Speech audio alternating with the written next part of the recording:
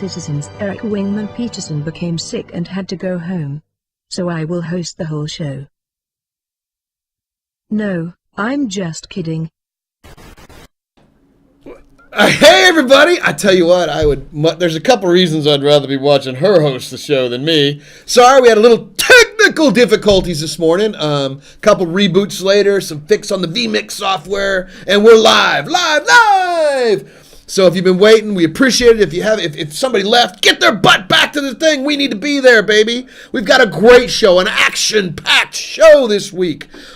We've got the week in review. We've got forum feedback. Somebody very special showing up on that. We have a team taste test. What is that? Just gonna have to wait and see. We have Alistair Fitzsmithy makes his return with a dramatic reading from today's Jump Point magazine. We have, of course, the Wide World News. Where's Pete going to be this week? What's the weather like, Pete? And then we have a special interview with Zane Bien. I know you guys are really excited about what's going to happen with the website. We're going to give you a little sneak peek about exactly what's happening with the website. So we'll get right to it. We'll have the week in review. What happened this week? Did we drink margaritas? Did we hang out? Well, outside of opening a bunch of cool stuff from you guys, we had a lot going on this week. We interviewed several new candidates for our senior design position. Rob Irving is we've got a lot of good potential candidates there. He's been looking at them all, checking them out, and I think we're about to narrow that down to one or two, and we should have a new one to be announced here pretty quickly. A lot of people want to work on Star Citizen, and we're grateful for that. We narrowed down our field on the physics programmer down to 2, and you know what? We're having a difficult time, so I think we're just going to have to hire them both. Oops. You'll introduce them in a little bit. And then we slogged through thousands of emails on the citizen cards. Big ups to Sandy and the crew on customer service. You guys have been amazing here. They had a lot of work to do to link a lot of accounts, and they put in the burned the midnight oil and got all that done. It was really, really important. I think they're just about caught up, and man, that takes a lot of work. And then we drilled down on the Hangar. What's coming this summer for you guys with the Hangar? We had some very, very good meetings. We want to figure out what the Hangar experience is going to be like for you, how we make it fun, how we make it interesting, and we got really, really nitty-gritty on that. And so look for a lot of information on that, not necessarily on today's show, but in upcoming episodes, we'll be showing you a little bit about what went on. So let's get right to it, shall we? Forum feedback! Man, your guys have been amazing. Your questions you're getting, it's so much better to have video from you, the fans, from the community, because you're actually making this show better. It has nothing to do with us. It has everything to do with you. So let's just get right to it. We have a video from Acarol. Take it away, Acarol. I have a question regarding the industrial aspect of the game. How is your take on companies and corporations? How will we manage them, and what features are we going to see in it? Also, will it be possible to establish a company office on either ships or on planets? Whoa! What the heck just happened here? Look who's here! And he's going to answer those questions. Everybody. Do you guys know who that is? I know who it is. Why don't you answer Acarol's question? All right. Okay. Companies and corporations. Yes, it will be possible to establish an office on another planet. So we're still working out the whole aspect of factories, but we are going to allow people at some point to be able to own them, manufacture goods, buy goods, hire people, and sell them, and obviously have a storefront. Selling people? Well, depends on where you are, but and have a storefront. So yes, we will be able to do that. All right. So let's get to True Lost. He has a question. Pull it up here. True Lost says... Well, we can just read it if we're having trouble there, Mike. Okay. Is there a chance that Alien Rex contains some kind of unknown monsters? I think that probably could be a chance. So we'll see. It's a surprise. There'll be an Easter egg in the game. Oh, I like that. Easter eggs are always really cool. And Darth Angelus says... I'm really looking forward to flying around in my new carrier. Wait, where is it? Did someone steal it while I was locked out? Okay, my question is... With ships that have to be captured, like the carrier or asteroid bases, will they be vulnerable when the players who control them are all offline? All right. Well, that was a great video. Fantastic. Very impressive. Well done. So Yes, they are going to be vulnerable if it's the big ship. So the concept is that there are certain areas in the persistent universe that are always at risk. Typically, say, an asteroid base that, say, as a pirate, you may want to hang out on because it's a great place to stage raids. Maybe a star base, but also the bigger capital ships can never go down on the planet. When you're on the planet, you're sort of safe. When you're out in space, you're not safe. So if you want to keep your Bengal carrier safe from other people, you've got a couple of options. One, probably take it to an area of space that's fairly safe, like deep in the UEE space, or make sure that you've had some NPCs to protect it. You'll also be able to have auto turrets, or make sure that you've got people in your squadron or clan that are sort of guarding it around the clock. But yeah, no, the whole point is we definitely need to have territory that people fight over. And since it's a persistent world, we can't sort of just put it away and only bring it out occasionally. So that's sort of the upside and the downside of having something as cool as a Bengal carrier. But if they had their own server at home, right? I guess they could run it their own way there. Well, right? Then yeah, they could just have themselves. But yeah, no, I mean, nothing gained, nothing lost. Let's put exactly it that way. Right. Right. All right, so let's go to Heartsblade. He says, "What is the current stance on NPC wingmen in the persistent game?" And we know we like wingmen a lot, right? Most of them, except for one. Yeah, whoa. But no. I mean, so definitely, you will be able to hire NPC wingmen to fly missions for you. So you'll be able to actually hire some NPC crewmen on your bigger ships, and you'll be able to hire NPCs to fly on your wing. I mean, the system's going to work in such a way that you'll say, I need someone to fly escort for me, and it can be a player or it could be an NPC. You can probably sort of specify whether you prefer an NPC or a player, but the system, sort of the same mission system, acquisition system, is the same. It's sort of like we're thinking of it like a Craigslist job board, so to speak.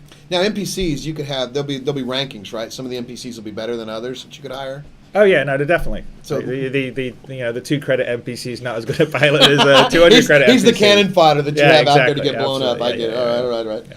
All right, so let's go to Awesome AD with another very cool video. Awesome AD here, or just AD if you'd rather. Here I am boarding your constellation. I've blown the hatch, and oh crap, I took a bullet to the knee. Now I'm gonna have to retire and pass on my goods to my next of kin. Will I be able to do this, or do I actually have to die?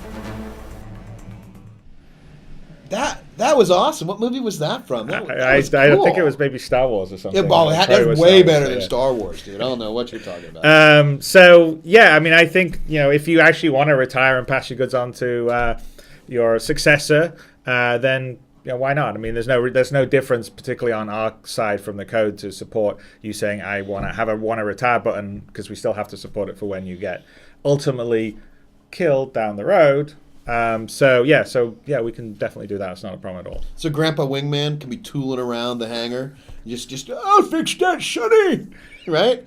Right? No, maybe potentially. Not. I mean, I don't know whether we're going to have like all your old characters that are retired in walkers around your hangar, but it's a nice idea. But we'll see. Your geriatric hangar, or whatever. Yeah, you can go see him in the old folks' home. That's right. So from Makamura, he says,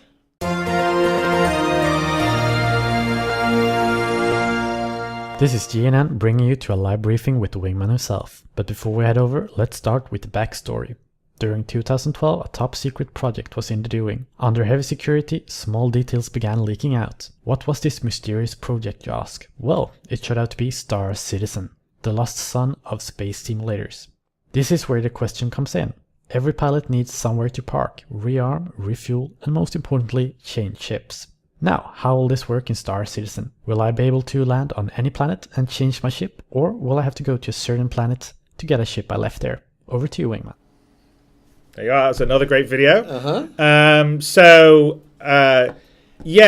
basically everybody's going to have their base hangar, and that's where they will keep, if they have multiple ships, they can keep their ships, and that is going to be set to one planet. Now, that won't stop you in the game from actually leasing or renting another hangar on another planet where you can also store stuff. Right. But when the hangar that you get sort of with your initial ship, you have that once. It's not like it propagates and it's every single planet you can drop a ship off. So if you got 4 ships in your base hangar and you're on the other side of the galaxy, well, if you want to go get one of the ships you're not flying, you'd have to go back to your base.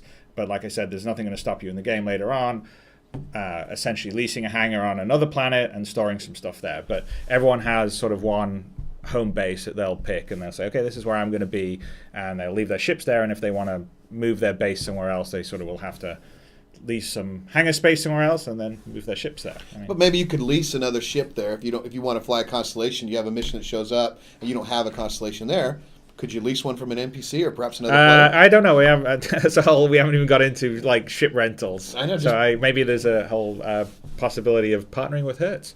But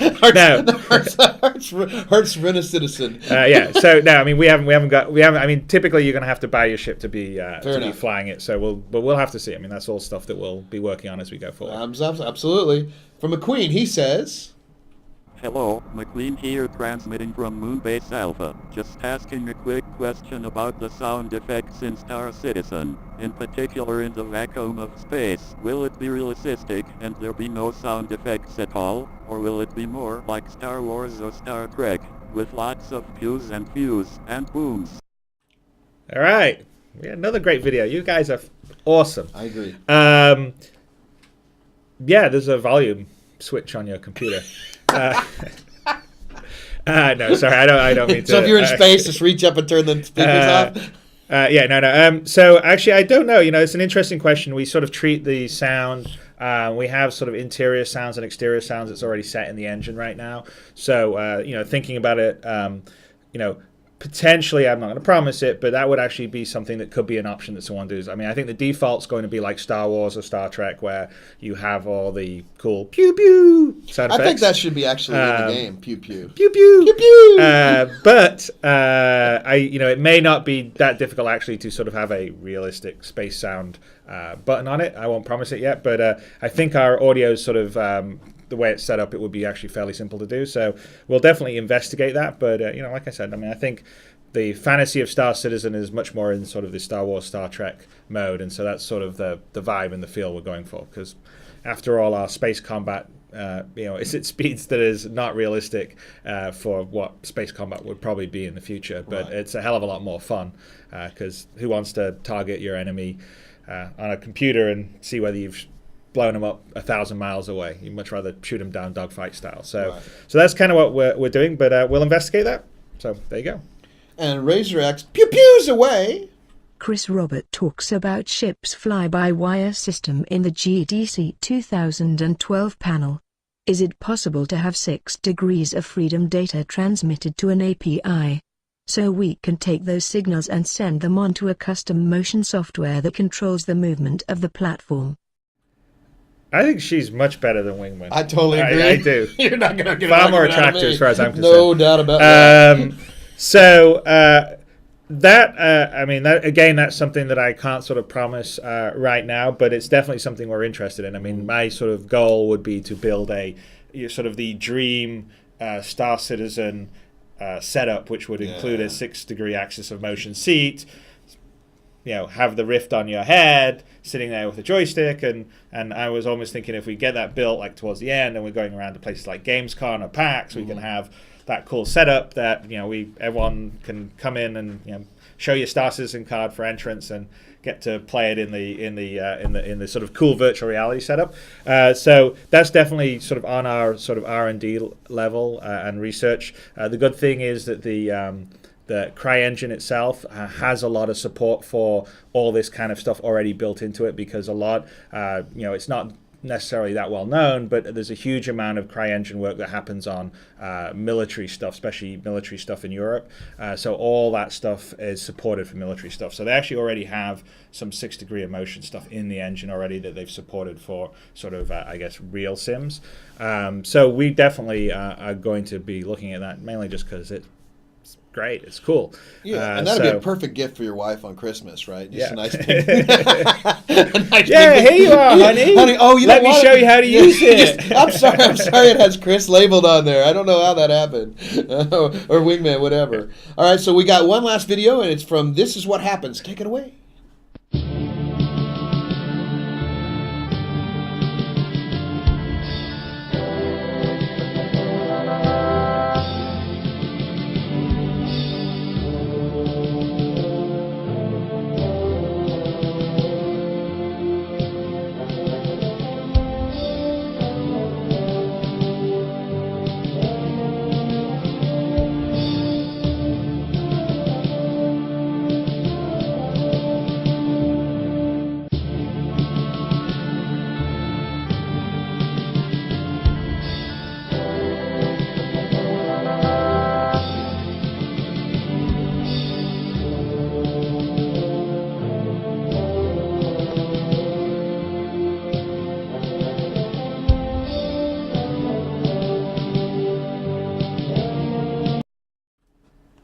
Well, I have to say that's probably the best video. I don't know why I think it's the best video, but it's fantastic. I was getting all nostalgic looking at that briefing. It was pretty cool.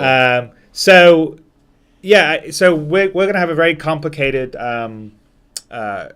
sort of relationship and reputation system between various factions, which include all the different alien races as well as the different branches of the UEE government, things like the Merchants Guild, Mercenaries Guild, etc. On races that are sort of more hostile to humanity, if you start to do things and trade with them and get your relationship to them sort of in the sort of neutral or positive zone, then you'll maybe be able to do some trading with them that you wouldn't do just by default. I'm not necessarily sure that I can promise you'll be able to do too much with the Vandal, because generally they're very hostile with humanity, but definitely with the Zhaan. The Banu tend to be neutral or positive anyway. But yes, you'll definitely be able to affect your relationships and interactions with various factions by how you sort of ongoing interact with them, and that will enable you to be able to do deals with them and not do deals with them. So there you go. Cool.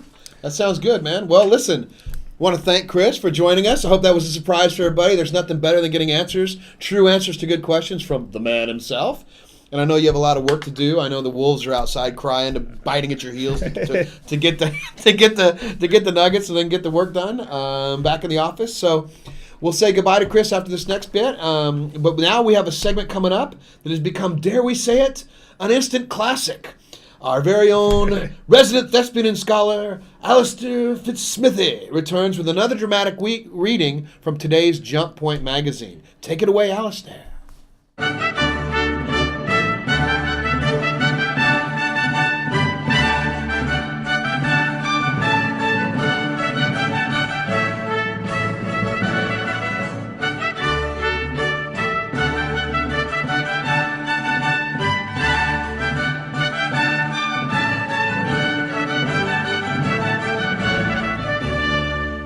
Good evening, or depending on your worldview, good afternoon, good morning. Today we return to the fascinating adventures of Dr. Armitage as he and his team navigate the treacherous waters of outer space. It was a ship, modified to minimize its energy output. Lot separated its slight signature from the larger masses, then tagged and bounced it to the Aurora's onboard scanners. Haraway stared at the small blip on his screen. It was well positioned near a cluster of asteroids with a clear line of sight to Garan 3. The minerals on the asteroid must be hiding it from the scanners. Haraway almost sounded impressed. How would common criminals know that? People pick up tricks like that, Doctor. Even pirates. They might not know why, but they know it works. Lot sent off a message to Armitage with a pirate's position and energy tag. Just go for the planet. He's not going to mess with us. Are you sure? He saw you leave. It might be weirder if you didn't come back. The Aurora's engines initiated burn. Lot watched the small blip on his screen as their ship passed the cluster of asteroids. The lookout ship came into visual range. Lot tracked it with the scanner, watched it pass, then recede into the distance. Minutes later, the hull shivered slightly as Garan 3's gravity took hold. Lot was right. The pirate didn't move. He was getting a good feel for criminal behavior.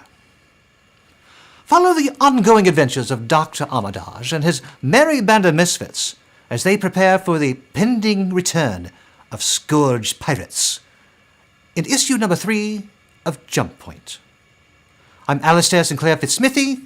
Good afternoon, good evening, good morning, and good night.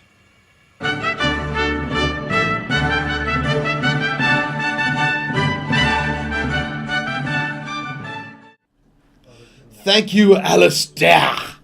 This week, our team received a very generous gift from Idolonius, including a huge selection of odd mints. Yeah. So he sent us some Dead Guy Ale, and then... Have you read this book? No, what is this? Ready Player One? Oh my god, it's an awesome book. Awesome. This is pretty badass, dude. It's like... Oh shit, no! Sounds like Russia this morning. Bacon mints. Ready Player One? That's for you. What? Bacon. Yeah, he mentioned this in Does anybody want some mints? We got some more swag. Bacon mints? That's terrifying. Cthulhu mints. A rubber ducky. Dude, these are awesome. Oh yeah, here's to you. Why does Pete get the first beer? Because he's in line first. God damn it. He's got nothing to do, man. Thanks, Ilenius. Shaped like Thank me you. before you know it. Use the opener. Thank you, sir. Thanks, Adam. Brian, beer? Let me, here, Mike, you can have this one. Mmm. Okay, I'll Thanks, take that one. Ilenius. Thanks, Idolonius. Thanks, everybody. Appreciate it. You're the best. Seriously, I mean, you guys are absolutely the best. You know, not only did we get that, but in the spirit of sharing with everyone, the dev team has agreed we drew straws, and they're going to comment on the interesting mints that were sent by Idolonius in the box. We drew straws, so take a look at all these different kinds of mints we have. It's very weird, very strange. So each one of them is going to come in here. We're going to test out all those mints. So, and guess who drew the short straw? Yeah, always me, right? So come on in, guys. We'll get Tom Oliphant in here first. Tom, you get to pick your selection of mints. Get down here. Tell me, which one are you going to try? Which one? Oh, let's see. I'd like to try the Last Supper. The Last intriguing. Supper. The Last Supper. Okay. Yeah. Tom's trying the Last Supper mint. Let us know what you think, Tom. Is this something we need help with? Maybe. We'll see. Yeah. Tom trying the Last Supper. This is otherwise known in the industry as dead air. We are. All right. Okay, it. so Tom, you broke it, but now you can have one of the Last Supper. So here's Tom trying the Last Supper mint. Give us. Oh wow. That is filled with. What is that filled with? Goodness? I'm not sure. It's like 6 different flavors all at once. Oh, is it good? Is it good or bad? Magical. Magical. All right, Tom. Come on. All right. Who we got? You know what? I'd really like to have another Tom. We just can't have enough Toms. We got multiple Chris's and. Hey, Tom Sawyer. How are you doing, buddy? Welcome to the show. Doing good. So we've already done the Last Supper, so this one's out. Which other of these mints you want to try? Oh, here? I got my eye on bacon mints. Bacon mints, yeah. Dude. All right. Everything tastes good with bacon. Dude, there is no doubt about everything tasting good with bacon. Look at you, you're a mint opener right away. Other Tom broke it. So? It tastes minty. I don't sense any bacon. No bacon? But it's delicious. So this is false advertising? It could be. It could be, but it's delicious. But I got bacon at my desk, so I'll just go ahead and mix it in. Yeah, go have some real bacon back in the place. All right, thank you, Tom Sawyer. Who's next? Brian Brewer, lead animator. Brian, we've already done these two, so you got all these on the table. Which one are you thinking about trying here? I think I'll do a Russian roulette. Hold on, I'm gonna close my eyes. Russian roulette, okay. Whatever. What did you get? What is this? Ranch flavored. Oh no, I heard about these. Some of us have already sampled the ranch. Okay. This might have been the one that the short straw guy did not want to try. Let me try this. You did. Hey man, you wrote your own funeral there, pal. All right. What do you think of the ranch? Well, it's how I imagine 6th Street would taste. Like after a good night of partying? like 4 in the morning? When all the beer bottles are laying on the street? Some of you are like, licking up the street? That's not good. It's not bad, but yeah. I can actually smell that, so I'm going to have to ask you to take 6th Street out. Kind of smells like 6th Street. Man, that is not good. All right, Brian, thank you. Who's next? Who do we got next? Who's the next victim? Rob Irving, lead designer. Rob, tell us what's going to happen. I would not recommend trying the ranch. I've got to do juvenile delinquents. The juvenile delinquents. Yeah, of course you do. It's necessary. Juvenile delinquents, of course. Okay. I'm terrified. So Rob's already done this. He's on camera. He's shaking like a leaf over here. So what are you thinking? Give us your real thoughts here. I'm not tasted much of anything, really. So you got lucky. Sort of like paper and mint. Paper and mint. Paper and mint. That's not bad then. That's okay. So we got that's an all right one. All right. Let's see what we got next. Is it Ben Lisnick? You coming in here, Ben? Yeah. All right. Give it one more try here. What are you gonna do? I'm gonna try Cthulhu. Cthulhu. Now we know the story behind Cthulhu, right? He's like a demon from somewhere and probably from Hades or whatever. Maybe you're not able to try Cthulhu. Maybe I'm not able to try Cthulhu. That meant that these mints may be sealed with. I superglued Cthulhu earlier. Is that a problem? Let me see if I can Cthulhu ourselves up here. Darn, I don't get to try a mint. You want to try? You're not getting off that easy, pal. Maybe you are. You want to try another one instead while we try? Yeah, I'll try this. What is this? Monkey. Monkey. Well, Cthulhu could be a monkey. I got a Oh, wait. Oh. Cthulhu's open. Okay. Let's leave Monkey somewhat open. If we'd actually thought about this bit before we did it, we'd have had them all open already. But that's how we roll. So this is Cthulhu. Not bad. Tastes like a mint. Mint? It's a distinct aftertaste of space lube. Oh, that can't be good. Used space lube? Not good, not good. Space spiders and space lube right here on the Wingman's Hangar. All right, so Zane, come on in. Zane Bien. You guys are going to see him a little bit later as well. We've only got one rule here on the Hangar, and what's that rule about being on the Hangar, Zane? Don't suck. That's right, don't suck. But we can taste. So let's. You got some assortment of mints here. What are you going to do? Tough choice. It is. So what are you picking at? What'd you pick there? The machismo. That's machismo. Machismo. I know you're from Hawaii, and you probably wouldn't get that, but that's So like the secret to opening these mints. macho, muy macho. It's like Spanish. It's, Yeah. yeah. It would take somebody with machismo to open the mint container. You have to do it really lightly. Oh, you're doing it lightly. It Yeah, really is that's a the secret. That's the secret. Oh. You don't try to pry it open because it won't happen. Let's see. Where's Zane? But he should have been the first one in here explaining this to everybody. So machismo.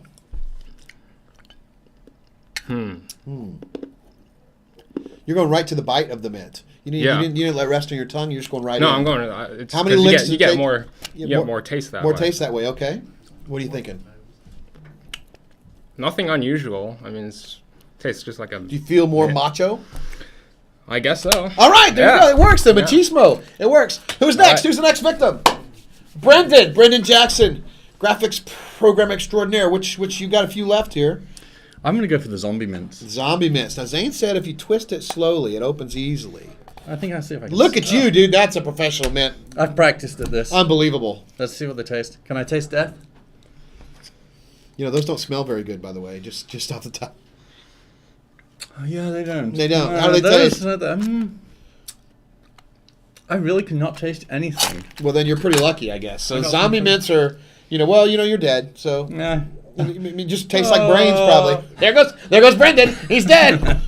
Permadeath. He's next of kin is now inheriting. So who we got next? The man with two first names, Forrest Steffen. You guys remember him from last week? Forrest, we got a few left. What are you going to test? Let's do monkey mints. Monkey mints. You've already picked one that's already open, so it's good to know. No, go ahead. Yeah, absolutely. I'm gonna go all out. I'm gonna take. You're gonna take a few? Yeah, there we go. Dude, you just live on the edge, don't you? You guys remember Forrest in the green screen last week? His tat just completely disappeared. Dude, that is seriously awesome. Look at you going all in. Yeah. What do the monkey mints taste like? What do they taste like? Actually, they smell okay. Like candy. They're like candy? Yeah. All right, well, so that's a good one. Actually, You take them with you. Okay, so see you later. There you go. Who's next? Who's next victim? Jason Spangler. He's been on the show before. Jason, CTO. What have you chosen? No, I'm not chosen. I'm just trying to open, so you can choose any of these left. Yeah, not looking good. This is getting to be a bad. Yeah, I'll go fruitcake. Fruitcake. Yeah, that's what you get at Christmas and or around the world that time of year. So these actually open fairly easily when you do it right. Not bad. Not bad. Not bad. Not bad. Not bad. You did okay then. You scored. Kind of. Whoops. Fruity. Well, take a few then. Yeah, Have some. I will. Everybody's taking as many as they want. All right. You know what? I think we're getting the hang of this. Who's next? Is that it?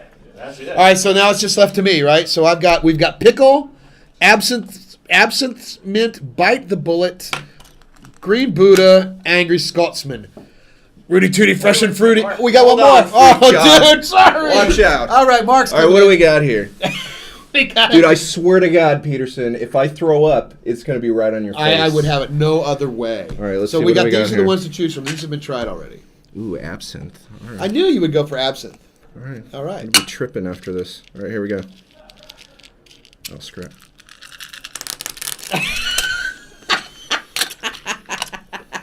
That's no! Get away from me with that stuff. Actually, that's pretty good. Is it pretty good? Why Not bad. don't you take the absinthe with you and then Mine now. Yep, yours now. Thanks, bitches. I had totally lost control here. So that leaves me bite the bullet, pickle, angry Scotsman. I'm going to go with angry Scotsman. So we'll try this one out. Tastes a little wintry fresh. Kind of tastes like a little evergreen, like a tree. Not bad. Thank you, Idolonius. We appreciate all that. Let's get back to the show. We're going to go to Wide World News.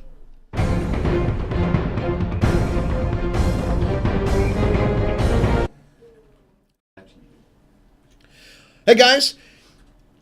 By now, everyone has seen the dashcam footage, the rather large meteor smacking Russia. That rock was about 50 feet in diameter and estimated about 10,000 tons and traveling roughly 40,000 miles an hour. It exploded in mid-air with the equivalent force of 500 kilotons of TNT. One would think that space was out to kill you. And there really isn't much we can do about it. All the early warning systems and missile defenses won't stop most asteroids from reaching Earth.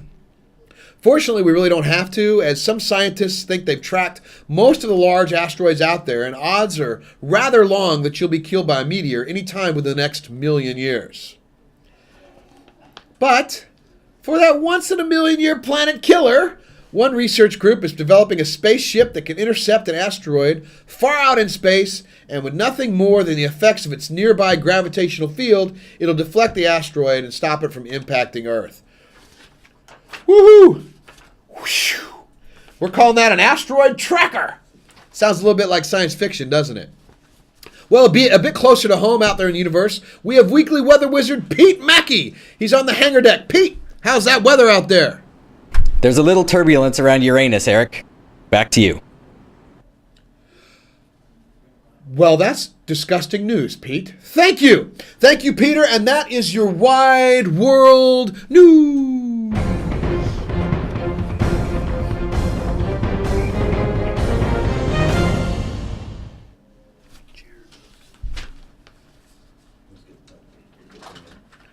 Oh, we're back? Yeah. Oh, hey. Today's Wingman's Hangar guest, Zane Bien, is responsible for the front-end web design of the upcoming RSI website. Sandy Gardner talks about how he was discovered and the first time he played a Chris Roberts game. He was a preschooler.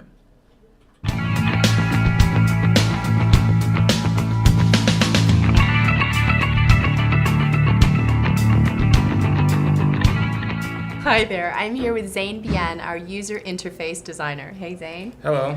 Can you introduce yourself to everybody? Yeah, my name is Zane Bien. I'm originally from Hawaii on the island of Maui, and I'm basically in charge of web design. I might be doing some in-game user interfaces too.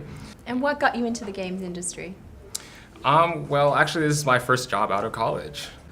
Yay! I just graduated over the summer, and basically how I got here was one of my buddies who I worked with, he introduced me to Chris Roberts. Have you played one of Chris's games before? I actually have. I didn't know I played Chris Roberts' game up until like last year when I've heard of him. But it turns out when I was like 5 years old or something like that, I actually played Strike Commander. I'm here with Zane Bien, our user interface designer. And guess what? He's right here. Hey Zane, Hello. how you doing, buddy? Good. You had the you still enjoying that minty flavor? Oh yeah, I mean you have to freshen up your breath before you. Right, and nothing better than bacon and ranch and Sixth Yeah. Street, to do that with. An angry Right. Scotsman, apparently. So, a lot of people out there, we're upgrading the website. We've been very, very vocal about what we're doing with the website. Right. We're going to be, but we haven't told them what we're kind of doing, right? We haven't given them any sneak peeks. All we told them is just that we're reworking the system, but Yeah, we're going to go into the features. But it's a pretty big upgrade, isn't it? Very, very big, very significant upgrade. Yeah, because the first one was built on like WordPress, and it doesn't really scale real well. No, it's WordPress. I mean, it's not designed for what we needed to do. So what we're doing is we're reworking the whole system, custom built from scratch. Right. And now allow us, Flex to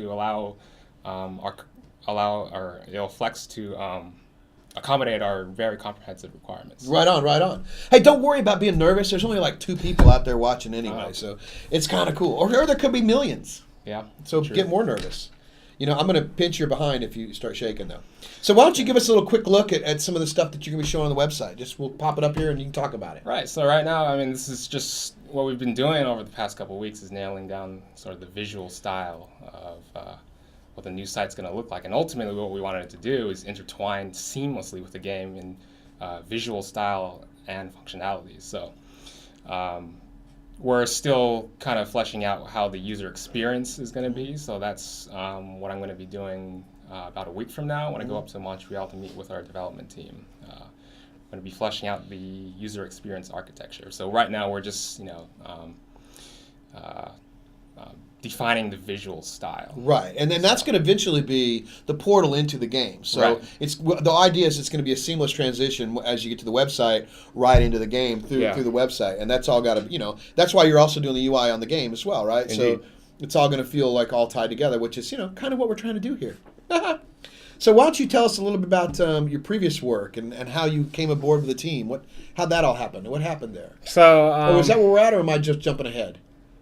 We're out there? Okay, Yeah. so tell us a little bit about your previous work. So basically I reiterating what in the interview, I started out, just fiddling around with Photoshop, and eventually I came into web design after being inspired by a really high-end Flash web agency. And I did digital art too. So I worked with Terrigen and space art, doing like planets and spacescapes and landscapes, stuff like that. But my thing is mainly just user interface design now. That's my main focus, like as we're seeing there. That was done a few years back. Wow. That's pretty impressive. I mean, we sort of found one of our fans hooked us up with you, and we were like, we were looking for a front end web guy, and your stuff was amazing, and so we're like, we called you up, and you were in Hawaii, right? So how are you liking Austin so far? Oh, it's amazing. I love it. I mean, temperature is a lot more variable, and there's a lot of traffic. Yeah, wait till you get to Montreal. You think it's cold now? Wait till you get. This is my transition point right now. Right, you're like getting used to 65 degrees. And then it's like 10 or whatever. All right, -0. So what can we expect for the visual style of the game and interfaces and applications? How can we expect it to work? What's it going to look like? So some of the new features on the site. It's going to be totally reworked on the front end. So there's, in terms of the technology and stuff like that. We're going to be doing. We're going to be doing all HTML, CSS. There will be some Flash, but only for like embedding like Vimeo and YouTube and stuff. You kind of see a little bit of what you did for right here on the screen for what how we put you to a test and you blew us out of the water. This is basically what got me hired and onboarding to CIG. I mean, look at that, folks. That's just brilliant. Look, it's really cool. And that's all rendered in HTML, CSS, JavaScript. Right. So that's the kind of things you can expect coming up on the new website, which should be, we're hoping to go, beta around? Towards the end of May. End of May. It just takes a while to get it right. We want to make sure that we get the experience right for you, and it is such an important part of our process, or such an important part of the experience for the fans and for everybody in the community to get in there. We want to get it right, and and there's gonna be, and on the new site we're gonna implement a lot of new community features like. We'll have a thing where you can search posts very easily. We'll maybe have a Google style thing where it automatically updates the post and goes as you're typing it in. So comm links will no longer be lost, like in the verse. And you will be able to tag the post too. Like if you want to search Wingman's Hangar, which of course you do. Yeah. Right, you need to have access to all the Wingman's Hangar shows. Yeah, so if you want to find out news about the Hangar module coming up, we'll tag the post as Hangar module, and you'll be able to type that in and instantaneously bring up all the search results. Plus, you'll be able to find like Death of a Spaceman and the important things we've done before. Because we have a lot of new fans coming on board that have never seen these important things, and then they ask the same questions, and we'd like to have a repository where they can easily find it. So, what do you do outside of work, man? What hobbies? What are your interests? I like going on the beach and cruising. You're kind of not. That's not really happening. Oh wait, yeah, I can't do that anymore. Yeah, we could go to the beach. It's just 3 hours away. Beach and cruising. I like weightlifting, ripping phone books, hanging sideways on poles. All the usual ordinary stuff. Yeah, all the usual stuff. Who doesn't like that? And one of the last questions here is, how have you adjusted to having a time you have to get to work on time and getting up early every day? You doing really well with that? You making it everything? Oh yeah, I've been making it on time. Yeah. At first, starting out, because the time zone stuff, I wasn't acclimated, so I was coming in at like 11, 12. No, come on. That's not true. That's true. It's just true. No, but I'm doing good now. You are doing good. I know, but that's why that question was poignant. Well, listen, that's pretty much our show this week, folks. You met Zane. We want to thank you very much for joining us today, Zane. We want to thank our very own star citizen, Chris Roberts, for, well, pretty much everything. And Weekly Weather Wizard, Pete Mackey. And, of course, our own thespian, Alistair Fitzsmithy. Alistair Sinclair Fitzsmithy. And a big thanks to Andres Westphal for this. All right, what do we got? Come on, Chris. All right, let's see what we have here. Wow, that's a lot of chocolate. Sugar rush for everybody. That is a ton of candy. For Shine. It's Cloud Imperium Games. Just have yourself copies. Get in there, guys. Get some stuff, man. Chocolate. Thank you very much, Andres. Thank you very much, Andres. Best fans in the world. Thank you. Thanks. Thank you. Thanks. Thank you. I mean, seriously, guys, I don't know how to say other than thank you. It's just like the best, most awesome community and experience we've ever had as developers. That's just incredible. Everybody here is blown away, and we can't thank you enough. Thanks to the subscribers for your continued support. We couldn't do this show or bring you Jump Point or bring you all the exclusive content that we're doing. Thanks very much to the pledgers. Without you, we wouldn't even have a game or company. So everybody, thank you, thank you, thank you. I mean, you just can't say thanks enough. Coming up next week, we have lead designer Robert Irving. He's going to sit in the hot seat and give us a little update on what's going on with the design process. A lot, actually, for that. For subscribers, later today, Jump Point Issue 3 is coming out. That's going to be really exciting. It's really cool. It's coming along nicely. I think you'll really enjoy it.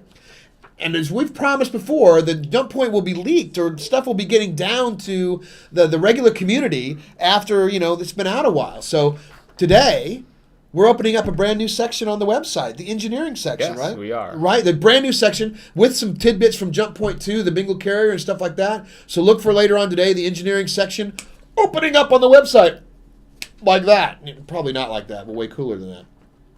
And don't forget the after show, Wingman's Hangover. Go to chat roll on our website. We'll give you the details of where it's going to be. We talk everything that you liked, you disliked. Well, if you dislike it, just keep that to yourself. Pretty much everything in the Wingman's Hangover that went on today, we'll let you know. And remember, if you want your stuff featured on Wingman's Hangover, send it in, man. Send the videos, send music, send whatever. You just might make it. We'll see you in the verse. Shoots.